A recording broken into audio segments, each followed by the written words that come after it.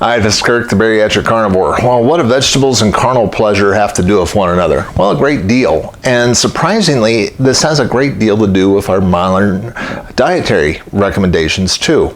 So this is a little bit of history. Please stay with me on this one. It's a little convoluted, but once you understand this and you see the bigger picture, you're going to realize just how goofy a lot of our dietary recommendations are and where they're coming from. And it really all goes back to 1840. When this guy by the name of Miller was up in upstate New York, and he read the book of Daniel and decided that the world was going to end between 1843 and 1844. And he started preaching this during the Second Great Awakening. And he attracted a lot of followers, people that were so convinced that he was right that they sold everything and went with him to go wait out in this field for Christ's return. Well, it didn't happen. And he gave his final date was October of 1844, and when that didn't happen, they called that event the Great Disappointment. So Miller's been discredited, the world didn't end, and some of the followers from there, took whatever they had left and went to Battle Creek, Michigan, and they formed what was called the Seventh-day Adventist Church. One of their adherents, a lady by the name of Elizabeth White, had a vision. And in this vision, she found out that one of the reasons why Christ didn't return was because man was carnal, because man was eating meat. And we need to go back to a Garden of Eden diet that, when we eat plant-based, we're going to take away a lot of the carnal lust that is afflicting us, and we will return to health, and we will be able to be more spiritual. And the only way, basically the only way to be truly spiritual was to get rid of alcohol, tobacco, and meat out of the diet, and then we would become spiritual critters. Well, that was popular amongst her adherents, and she started spreading this message to other people, even people outside the denomination. And one of the ways they tried to sell the idea was they created what was called the Battle Creek Sanitarium, which was a place where people could go and eat Seventh-day Adventist food and try to get healthy for a short period of time, and then they would take that message back home and share it with other people. Well, it wasn't a particularly popular place, and they decided that they needed to have more credibility. So they took one of their young adherents to the religion, a fellow by the name of John Harvey Kellogg, and send him to medical school. So he goes to medical school and comes back and becomes the face of the Seventh-day Adventist diet and became extremely popular. The man was a prolific writer, had opinions on nearly everything, and would tell people how to get healthy. And for some reason, his advice caught on. And he managed to convince people that in order to be healthy, they needed about 4 or 5 enemas. That, he'd observed gorillas and chimpanzees, and he figured out that they went to the bathroom 4 times a day, and we needed to do the same. And his big diet full of vegetables and all this stuff would really make you healthy. And the guy was not above stealing any of the latest inventions.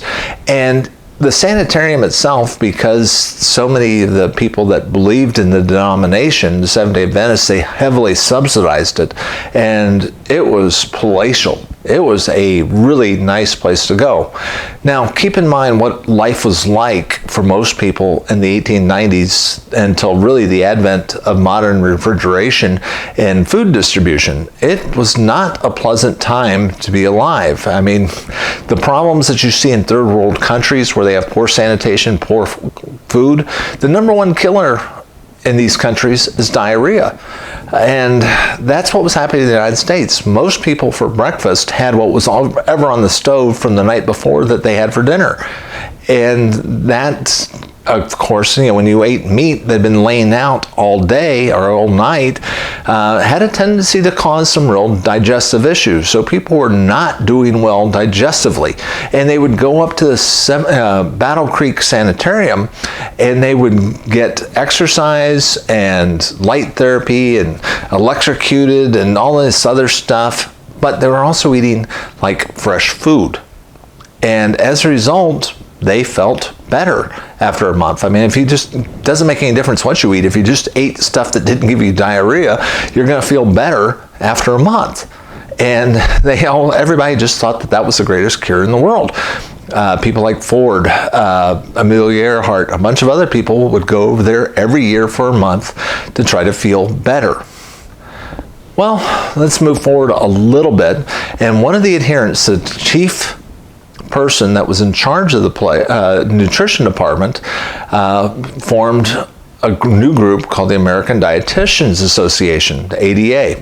And that group, this also worked in conjunction at the same time when the American Medical Association was trying to give more credibility and more standardization of medical practice around the country. And she wanted to say, okay, you guys do not teach nutrition, we're going to teach nutrition. And she became the voice of nutrition for medicine. And that organization really had ridiculous amount of control. And one of the reasons why we think that vegetables are so important for health really goes back to them and those early days.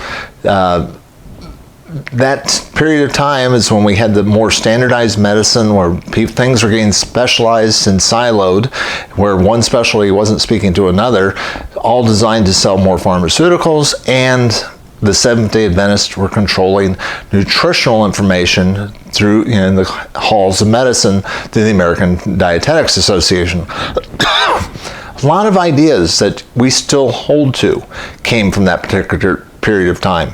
You've often heard, and you might believe even to this day, that the most important meal of the day is breakfast. Well, where does that idea come from? Seventh-day Adventists basically trying to sell more of John Harvey Kellogg's cornflakes. That's right, Kellogg's cornflakes and all the cereals that we see today were all created from Battle Creek, Michigan. And the idea was kind of simple. Kellogg was trying to come up with vegetable-based alternatives to a lot of things, and he was trying to come up with easy ways for people to be able to eat a vegetable-based breakfast as opposed to throwing on meat or eggs and stuff like that. So they would, in their test kitchen, they rolled out cornmeal, kept laying it out flat on rollers until they could create really flat ones, and they would bake them, and you got cornflakes out of that deal. And then they'd box them up, ship them all over the place. There's some interesting history that happened between John and his brother when it came to selling this stuff outside of it. But granola, what they called muesliks, and all these different breakfast cereals all came out of the sanitarium out of Battle Creek, Michigan. And in order to sell it, they created the idea that breakfast is the most important meal of the day. All this stuff all came from this particular group of people. And when you fast forward, you notice that most of the people that were in the American Dietetics Association were Seventh-day Adventists. They created their own medical school in Loma Linda University, one of the handful of schools that actually teaches food as part of their medical curriculum. And they have a ridiculously large amount of influence. So Loma Linda University and Medical School is really where you're going to see most of the nutrition research come out that most doctors are going to cite, but it's all Seventh-day Adventist based. There's a fascinating history that just keeps on rolling, and nobody ever goes back to check the original source materials. Where did this all come from? It all came from this dude who's completely discredited, who's completely wrong, in a prophecy in 1840 that led up to E.G. White and her prophecies leading to Kellogg, leading to the American Dietitians Association. And these are the people, these ideas are still running rampant in what we consider to be a healthy diet to this day. Why is it there? To control our lust, to keep us from being as vital as possible. That's why they're so anti-meat. believe it or not, in all the discussions today. Now, does anybody remember what the original source material was? No. But that's where it came from.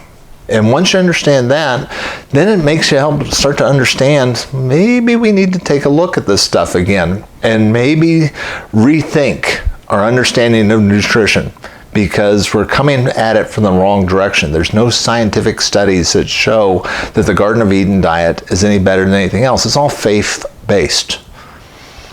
And once you understand that, you're going to realize this stuff is really built on a house of cards that's actually pretty thin. And it makes it a little bit easier to look at a carnivore diet. And the reason why I think there's more science behind a carnivore diet than the Garden of Eden diet and what we now know as, what we consider standard American diet and what we think is healthy, where you eat the rainbow and you eat lots of vegetables, etc. Frankly, it was impossible to eat a vegetable-based diet until fairly recently. There's a lot of foods that we consider quote-unquote superfoods, things like quinoa and other things that frankly just were not available until fairly recently. Now, how could we be needing these superfoods that were just not available until the last 30, 40 years? And once you start asking those type of questions, you're going to realize, a lot of this stuff is just nonsense. And when you realize that the whole point of eating lots of vegetables and not eating meat is to keep you from masturbating and to not feel lustful, well, that all goes back to Kellogg. That's the whole basis of that diet and those ideas. It was impossible for people to eat a diet rich in vegetables until recently. When you look at what an apple is in nature before we started using the ideas of Luther Burbank and creating GMOs, apples were pretty scrawny and kind of bitter. Oranges were only available for really a couple of weeks a year, and that was it. And most people did not have access to fresh fruit. It wasn't until modern shipping made that possible. So how did we thrive? How did we exist as a civilization? How did we were supposed to get 5 servings of fruits and vegetables every day when frankly most of the planet could not get them unless you lived in a tropical region? They just didn't exist, yet people were everywhere. But when you look at people's, at radio, when we do studies of the bones of people, you realize that no, we were carnivores. We've been carnivores for a real long time. And it wasn't until the advent of modern agriculture that we started having a lot of diseases and problems. If you want more information about the first civilization to adopt the modern diet, that was the Egyptians. And see my video on how to die like an Egyptian for more information on that. But for now, this is Kirk, the Bariatric Carnivore. I try to put out a couple messages each week talking about health, nutrition, how to try to maximize your health. If you like this message, please hit the like and subscribe. Join this channel, share with other people if you like this message. I try to put out a couple messages each week. I will talk to you again soon.